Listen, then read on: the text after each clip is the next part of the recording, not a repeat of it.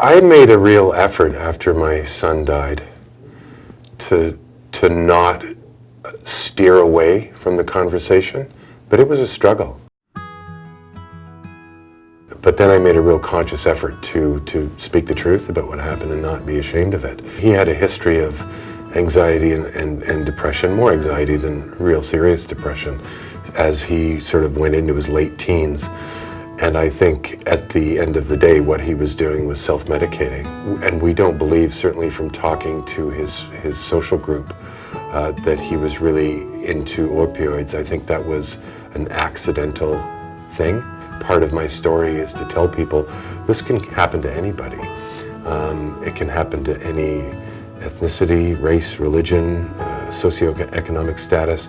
There's not a single part of our society that's exempt from this. People who are lonely, disconnected from community, disconnected possibly from their family, and they don't have a social support network. And because of stigma,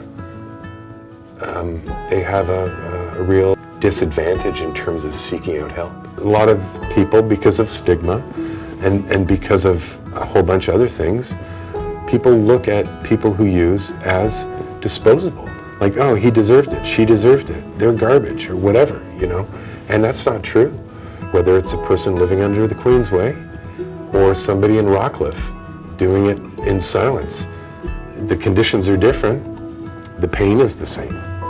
My message to everybody is to treat these people like human beings. They're our brothers and our sisters and our children.